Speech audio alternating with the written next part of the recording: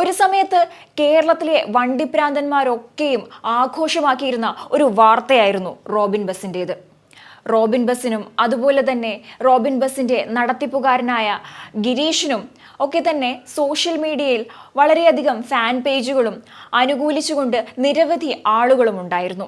MVDയെ ചീത്ത വിളിച്ചും നിരവധി തവണ വിമർശിച്ചുകൊണ്ടും അതേസമയം റോബിൻ ബസിനെ അനുകൂലിച്ചുകൊണ്ടും സമൂഹ മാധ്യമങ്ങളിൽ നിറയെ പോസ്റ്റുകൾ ഉണ്ടായിരുന്നു. എന്നാൽ കുറച്ചു കാലങ്ങളായി റോബിൻ ബസിനെ കുറിച്ച് യാതൊരു വിവരവുമില്ല.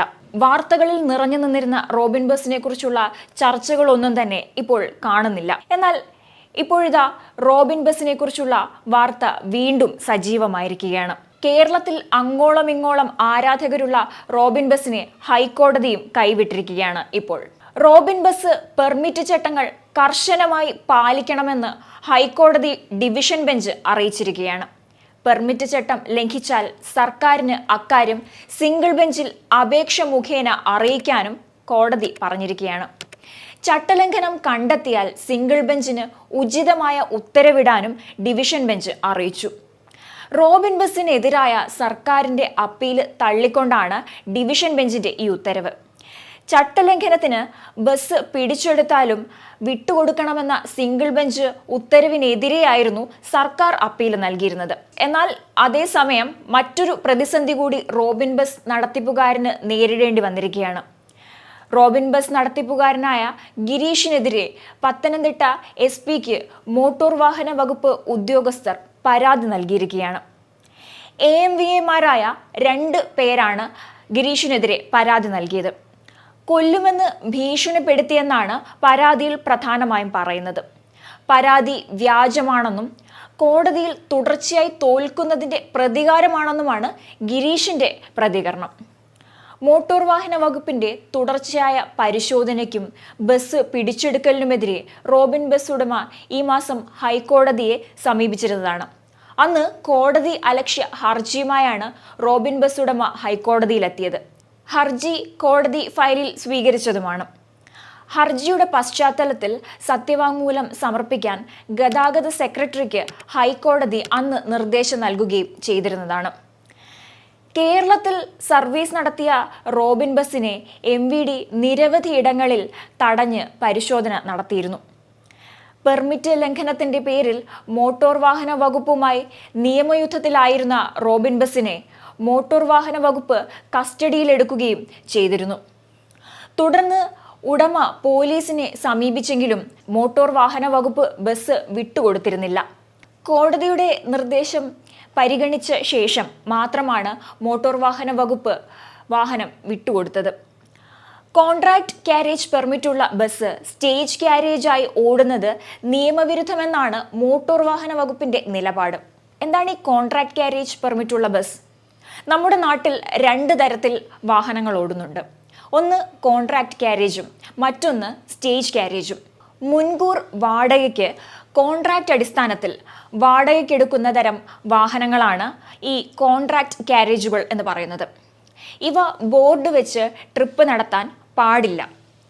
യാത്രക്കിടയിൽ സ്റ്റാൻഡിൽ കയറുകയോ ഓരോ സ്റ്റോപ്പിൽ നിന്നും യാത്രക്കാരെ കയറ്റി ഇറക്കുകയോ ടിക്കറ്റ് കൊടുത്ത് പണം വാങ്ങുകയോ ചെയ്യാനും ഇത്തരം വാഹനങ്ങൾക്ക് അനുവാദമില്ല.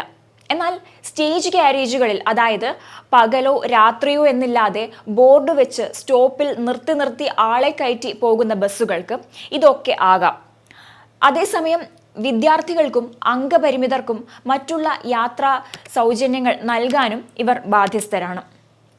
ഒരു സ്റ്റേജ് ക്യാരേജിന് താൽക്കാലികമായി സ്പെഷ്യൽ കോൺട്രാക്ട് ക്യാരേജ് പെർമിറ്റ് ലഭിക്കാൻ മോട്ടോർ വാഹന നിയമത്തിൽ വ്യവസ്ഥയുണ്ട്. എന്നാൽ കോൺട്രാക്ട് ക്യാരേജുകൾക്ക് താൽക്കാലികമായി പോലും സ്റ്റേജ് ക്യാരേജ് പെർമിറ്റ് നൽകാൻ അനുവാദമില്ല. കേന്ദ്ര മോട്ടോർ വാഹന ചട്ടത്തിലെ വ്യവസ്ഥകൾക്ക് അനുസൃതമായിട്ടാണ് ഇതുവരെ ടൂറിസ്റ്റ് ബസ്സുകൾ ഓടിയിരുന്നത്. അപ്പോൾ പല സംസ്ഥാനങ്ങളിലും വെവ്വേറെ നികുതി അടയ്ക്കണമായിരുന്നു. ആ അസൗകര്യം ഒഴിവാക്കാനാണ് 2023 ഓൾ ഇന്ത്യ ടൂറിസ്റ്റ് പെർമിറ്റ് ചട്ടം കൊണ്ടുവന്നത്.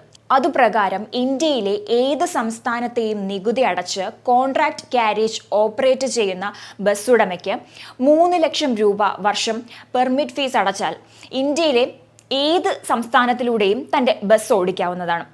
ഈ പുതിയ നിയമത്തിലെ ചില വ്യവസ്ഥകൾ പ്രകാരം നിലവിൽ കോൺട്രാക്ട് ക്യാരേജായ തൻ്റെ ബസ്സിനെ ബോർഡ് വെച്ച് സ്റ്റോപ്പിൽ നിർത്തി ആളെ കയറ്റി സ്റ്റേജ് ക്യാരേജ് പോലെ ഓടിക്കാമെന്നാണ് റോബിൻ ബസ് നടത്തിപ്പുകാരനായ ഗിരീഷ് അവകാശപ്പെടുന്നത്. എന്നാൽ അങ്ങനെ ഒന്നും തന്നെ പുതിയ നിയമത്തിൽ പറയുന്നില്ലെന്ന് തുടർച്ചയായി വണ്ടി തടഞ്ഞ് പിഴ ഈടാക്കുന്ന മോട്ടോർ വാഹന വകുപ്പ് വ്യക്തമാക്കിയിരുന്നതാണ്. ഇങ്ങനെയുള്ള കാര്യങ്ങളായിരുന്നു മുൻപ് റോബിൻ ബസിന്റെ പേരിൽ സംഭവിച്ചിരുന്നത്. റോബിൻ ബസ് വിഷയം കേരളത്തിൽ തീപിടിച്ചതോടെ പല ബസ് ഉടമകളും റോബിൻ ബസിനെ മാതൃകയാക്കി പെർമിറ്റ് ലംഘിച്ച് സർവീസ് നടത്തുന്നതായി മോട്ടോർ വാഹന വകുപ്പിന് വിവരം ലഭിച്ചിരുന്നതാണ്.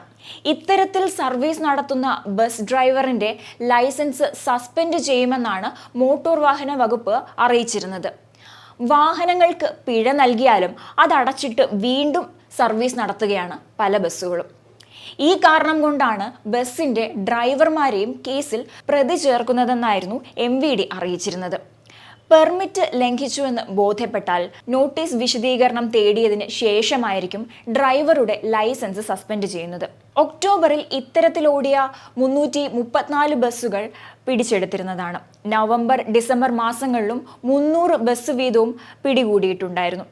ഇവിടെയെല്ലാം ഡ്രൈവർമാർക്ക് വിശദീകരണം നൽകാൻ നോട്ടീസ് അയക്കുകയും ചെയ്തിരുന്നതാണ്. മോട്ടോർ വാഹന വകുപ്പിനെതിരെ വെല്ലുവിളി ആരംഭിച്ച് സർവീസ് നടത്തുന്ന പല ബസ്സുകളിലും ശരിയായ യാത്രക്കാർ ഇല്ല എന്നതാണ് യാഥാർത്ഥ്യം. പലരും വാഹനത്തിന്റെ ആരാധകർ മാത്രമാണ്. എന്നാൽ ഇങ്ങനെ അധിക നാൾ സർവീസ് നടത്താൻ ബസ്സുകൾക്ക് ആവില്ല. കാരണം സർവീസ് ലാഭകരമാകണമെങ്കിൽ സ്റ്റോപ്പിൽ നിർത്തി ആളുകളെ കയറ്റേണ്ടി വരും. എന്നാൽ ഇങ്ങനെ ചെയ്താൽ MVD പിടികൂടുകയും ചെയ്യും. ഓൾ ഇന്ത്യ ടൂറിസ്റ്റ് പെർമിറ്റിന്റെ ബലത്തിലാണ് റോബിൻ ബസ് സർവീസ് നടത്തിയിരുന്നത്. ഈ പെർമിറ്റ് കോഴിക്കോട് സ്വദേശിയായ കിഷോറിന്റെ പേരിലാണ്. എന്നിരുന്നാലും നടത്തിപ്പ് ചുമതല ഗിരീഷിന് നൽകിയിരുന്നു. എന്നാൽ ഈ പെർമിറ്റ് ടൂറിസ്റ്റുകളുമായി യാത്ര ചെയ്യാൻ മാത്രമുള്ളതാണ്. ബസ്സിനു മുന്നിൽ ബോർഡും വെച്ച് യാത്രക്കാർക്ക് ടിക്കറ്റും നൽകി ആളെ കയറ്റിയിറക്കിയായിരുന്നു റോബിന്റെ സർവീസ്. ഇത് ഈ പെർമിറ്റ് പ്രകാരം സാധ്യമല്ല എന്ന് ഹൈക്കോടതിയും വ്യക്തമാക്കിയിരുന്നതാണ്. ശരിക്കും ബസ് ഉടമ വാദിക്കുന്ന ഓൾ ഇന്ത്യ പെർമിറ്റ് എന്നത് all India tourist permit AITP എന്നതാണ്. ഇന്ത്യയിൽ ഏതൊരു സംസ്ഥാനത്തേക്കും പോകാനുള്ള പെർമിറ്റ് ഓൺലൈനിൽ പണമടച്ച് കരസ്ഥമാക്കാവുന്ന ഒരു സംവിധാനമാണിത്. ഈ സംവിധാനത്തിലൂടെ തന്നെ നികുതിയും ഓൺലൈനായിട്ട് അടയ്ക്കാനാകുന്നതാണ്. ചെക്ക് പോസ്റ്റുകളിൽ വ്യത്യസ്ത ടാക്സ് അടച്ച് ഓരോ സംസ്ഥാനത്തേക്കുമുള്ള പെർമിറ്റ് നേടുന്ന മുൻപ് നിലവിലുണ്ടായിരുന്ന പഴഞ്ചൻ സിസ്റ്റത്തിന് ബദലായി കേന്ദ്രം ഇത് അവതരിപ്പിച്ചതാണ്. 2023 ഏപ്രിലാണ് ഈ ഒരു പുതിയ പെർമിറ്റ് രംഗത്ത് വന്നത്.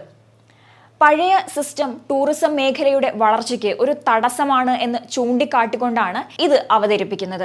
ഇനി റോബിൻ ബസിന്റെ കാര്യത്തിൽ കടുത്ത നടപടികളായിരുന്നു ബസ്സിനെതിരെ മോട്ടോർ വാഹന വകുപ്പ് ഇതുവരെയും സ്വീകരിച്ചിട്ടുള്ളത്. പെർമിറ്റ് ലംഘനം നടത്തുന്നുവെന്ന് കാണിച്ച് നിരന്തരം പിഴ ഈടാക്കിയിട്ടുണ്ട്. ഹൈക്കോടതി ഉത്തരവ് തുടർച്ചയായി ലംഘിക്കുന്ന തരത്തിൽ പെർമിറ്റ് ലംഘനം നടത്തുന്നുവെന്ന് കാണിച്ചാണ് അധികൃതർ ബസ് പിടിച്ചെടുത്തിരുന്നത്. മോട്ടോർ വാഹന വകുപ്പ് വാഹനത്തിനെതിരെ കേസും എടുത്തിരുന്നതാണ്. 2023 ചട്ടപ്രകാരം കേന്ദ്രത്തിന് ലഭിക്കുന്ന പെർമിറ്റ് തുക ബസ് സർവീസ് നടത്തുന്ന വിവിധ സംസ്ഥാനങ്ങൾക്ക് വീതിച്ചു നൽകണമെന്ന് വ്യവസ്ഥ ചെയ്തിട്ടുണ്ട്. വെള്ള നിറത്തിലുള്ള ലക്ഷറി ബസ്സുകൾക്കാണ് ഓൾ ഇന്ത്യ ടൂറിസ്റ്റ് പെർമിറ്റ് നൽകുന്നത്. അതോടൊപ്പം ബസ്സിന്റെ ബോഡിയുടെ മധ്യഭാഗത്തായി 5 സെന്റിമീറ്റർ വീതിയുള്ള നീല റിബണും ഇതിനായി ഉണ്ടായിരിക്കണം. കൂടാതെ ടൂറിസ്റ്റ് എന്ന വാക്ക് വാഹനത്തിന്റെ ഇരുവശത്തും ഉണ്ടായിരിക്കണം എന്നതും നിർബന്ധമാണ്. ഇനി റോബിൻ ബസിന്റെ ഇപ്പോഴത്തെ അവസ്ഥയെക്കുറിച്ച് പറയുകയാണെങ്കിൽ വലിയൊരു തിരിച്ചടി തന്നെയാണ് ഹൈക്കോടതിയുടെ ഭാഗത്തു നിന്ന് റോബിൻ ബസിനും അതുപോലെ തന്നെ റോബിൻ ബസിന്റെ നടത്തിപ്പുകാരനായ ഗിരീഷിനും ഉണ്ടായിരിക്കുന്നത്.